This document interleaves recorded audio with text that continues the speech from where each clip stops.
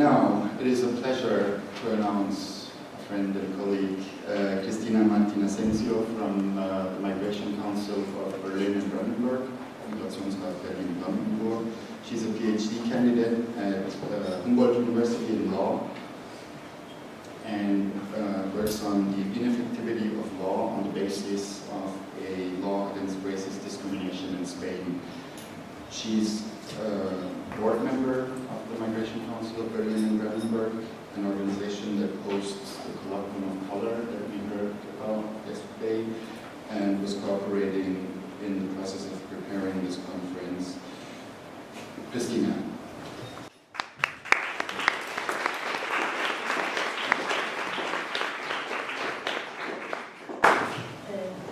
Danke, Cora, für die tolle Vorstellung. Jetzt? Sehr geehrte Damen und Herren, liebe Freundinnen und liebe Freunde, es freut mich sehr, Sie heute im Namen vom Migrationsrat Berlin-Brandenburg zum zweiten Tag der Konferenz Digitalized City willkommen zu heißen und begrüßen zu dürfen. Als uns vor einigen Monaten Noah und Anna Jonas mit der Bitte kontaktiert haben, Sie bei der Einrichtung des Colloquium of Color zu unterstützen, haben wir sofort Ja gesagt. Wir waren begeistert. Denn das Colloquium of Color schafft einen rassismuskritischen Raum, in dem über diese Konferenzen, über diese hervorragende Konferenz hinaus akademische und aktivistische Menschen of Color konstruktive Kritik erhalten können. Die Kritik, die den People of Color oft in den weißen akademischen Räumen mit den Gründen der Überempfindlichkeit und der anderen vorenthalten wird. Das Kolloquium und diese Konferenz sind erstmalig in Deutschland und wir fühlen uns geehrt, an beiden Projekten teilnehmen zu dürfen. Der Migrationsrat Berlin-Brandenburg ist ein Dachverband von momentan 76 Migrantinnen und Migranten-Selbstorganisationen in der Region. Wir sind eine überparteiliche, weltanschauliche, neutrale Organisation und verstehen uns als Interessenvertreter der Berliner und Brandenburger Menschen of Color in der Region. Für deren politische, soziale, rechtliche und Gleichstellung und Teilhabe uns einsetzen. Im Migrationsrat Berlin-Brandenburg haben wir uns für den Begriff People of Color eingesetzt, als Arbeitsbegriff, weil er selbstbestimmt und die Zielgruppe, um die es bei der rassistischen Diskriminierung geht, im vollen Umfang beschreibt. Damit verzichten wir bewusst auf vergleichbare Begriffe wie Menschen mit Migrationshintergrund, weil der Begriff People of Color betont die gemeinsame Erfahrung von Menschen rassistischer Diskriminierung ausgesetzt zu sein. Die Personen der People of Color gehören als Wahlgruppen an, die als nicht deutsch bzw. nicht weiß von der Dominanzgesellschaft definiert werden. Wenn wir uns in unserer Arbeit und heute hier aus einer rassismuskritischen Perspektive die Frage stellen, nach dem Alltag von People of Color und in den Kämpfen in der Stadt, fragen wir nach, wie Rassismus in der Stadt zum Ausdruck kommt. Rassismus ist tief in den Köpfen verankert und er druckt sich in Denkstrukturen und Sprache aus und äußert sich in den Ablauf und den Abbau von den deutschen Behörden. Als aktiver, struktureller und institutioneller Rassismus. Die rassistische Mordserie von 2000 bis 2007 durch den nationalsozialistischen Untergrund, der Mord an Uri Jallo, die Erschießung von Christi Schwundeck in einem Frankfurter Jobcenter von einer Polizistin im Jahr 2010 und der Tod von Sliman Hemadas im Rahmen eines routinenmäßigen Polizeieinsatzes im Jahr 2010 und die Verstrickungen im Fall von der Mordserie von der NSU sowie die Haltung von der Polizei, der Gerichtschaft und die Medien in allen diesen Fällen sind traurige Beispiele für institutionellen Rassismus.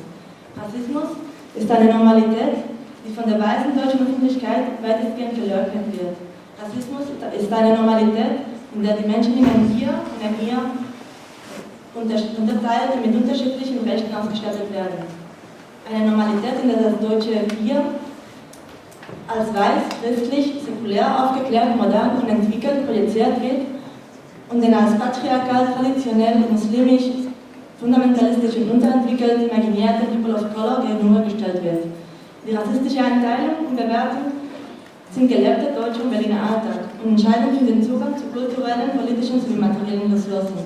In Berlin gibt es im Kampf gegen institutionellen und strukturellen Rassismus ein bundesweit einzigartiges Beispiel. Den Landesaktionsplan gegen Rassismus, ständische Diskriminierung, den LAPGR, der auf Empfehlung 2007 vom Landesbeirat für den Integrations- und Migrationsfragen am 15.03.2011 vom Berliner Senat beschlossen wurde. Der Plan ist zwar sehr verbesserungsbedürftig, aber es ist trotzdem einzigartig und dazu komme ich gleich. Der Plan beinhaltet 44 Empfehlungen und Maßnahmen zur interkulturellen Ordnung, um Abbau rassistischer institutioneller Diskriminierung in der Verwaltung, in den Bereichen Bildung, Gesundheit, Soziales, Inneres, unterteilt in Polizei, also in der Behörde und Landesamt für Bürger- und Ordnungsangelegenheiten, Arbeit, Justiz, Staatsentwicklung und Wohnen, Wirtschaft, Technologie und Frauen und Kultur und Medien. Das Einzigartige an dem Plan ist, dass sich an seiner Erarbeitung zwischen 2009 und 2010 erstmalig über 100 Organisationen und Einzelpersonen der Zivilgesellschaft beteiligt haben.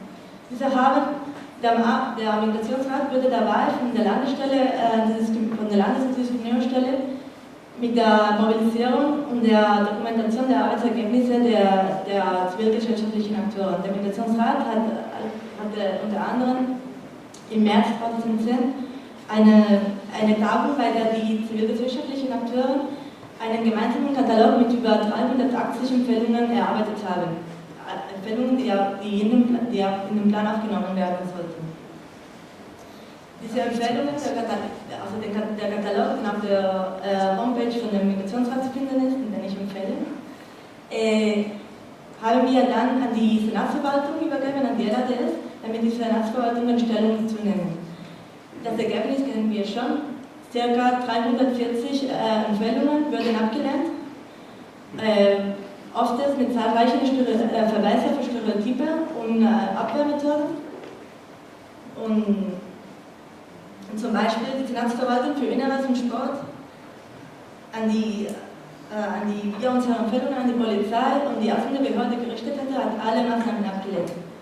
Natürlich sind wir die zivilgesellschaftlichen Akteure nicht damit zufrieden und deshalb veranlasste der Migrationsrat beim Landesbeirat, dass im Senat der Beschluss gefasst wurde, dass dieser Plan als ein erster Schritt im Rahmen eines Herstellungsprozesses angesehen wird und dass die Gespräche zwischen Verwaltung und den NGOs fortgeführt werden.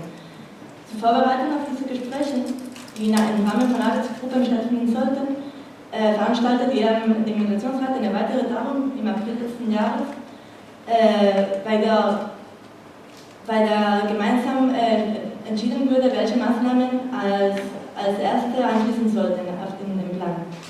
Es gibt auch, das Dokument gibt es auch auf der Webseite vom Migrationsrat. Nach den ersten Gesprächen, die im Juni, im Sommer letzten Jahres stattgefunden haben, lediglich die Senatsverwaltung für Justiz und Bildung weigerten sich, die Gespräche fortzuführen, solange kein Finanzierungsplan für den LAPGR, für den Plan festgelegt wurde. Und tatsächlich hängt die Wirkungskraft von dem Plan von den dazu zur Verfügung gestellten Mitteln, obwohl es hier auch gesagt werden muss, dass viele Empfehlungen abgelehnt werden, die ohne finanziellen Aufwand umzusetzen wären. Auch die Umsetzung und die Erweiterung des Katalogs spielen eine entscheidende Rolle bei der Wirkungskraft des Plans. Und alle drei Entscheidungen, die Entscheidung über die Finanzierung, über die Umsetzung und die Erweiterung, sind politische Entscheidungen. Das heißt, dass wir uns weiterhin hartnäckig mit dem Abbau des institutionellen Rassismus engagieren sollen, weil außerdem weitere politische Entscheidungsebenen einbezogen werden mussten, wie zum Beispiel also wie die Bezirke und der Bund, weil viele Entscheidungen in deren Zuständigkeit fällt, wie zum Beispiel die Straßenumbenennung, die kolonialistische Ära würdigen und deren Blätter. Aus diesem Grunde begrüßen wir mit Begeisterung das Colloquium of Color und diese transnationale Konferenz vom von People of Color für People of Color in dem Rahmen die Diskussion um strukturellen und institutionellen Rassismus einen Platz gefunden hat und wollen Sie einladen mitzumachen, da besonders im akademischen deutschen Bereich, wo es eine auffällige niedrige Anzahl von Professorinnen und Professoren of Color gibt und wo zum Beispiel im Fall von Berlin alle Empfehlungen ablehnen würden, alle Empfehlungen im Hochschulbereich. Also wir wollen Sie dann, dass Sie in Form von Lehrkonferenzen, Seminaren, Workshops und natürlich anhand von Veröffentlichungen quer und interdisziplinär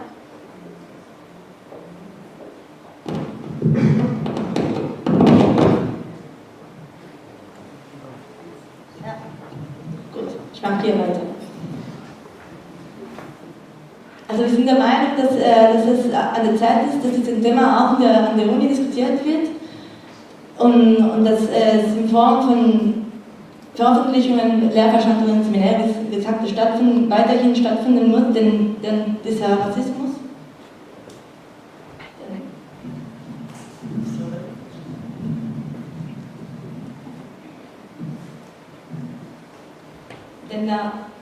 thematisieren und abgedeckt werden muss. Da die kolonialen Kontinuitäten auch an den Hochschulen ihren Platz finden. Ja. Trotz allen Hindernissen bin ich fast fertig. Ja. Also ich danke euch Ihnen für eure Aufmerksamkeit und ich bedanke mich auch sehr bei den Dolmetschern, weil ich vielleicht ein bisschen zu schnell geredet habe. Und ich wünsche euch viel Spaß bei dem heutigen Programm, das super spannend ist, wie auch gestern.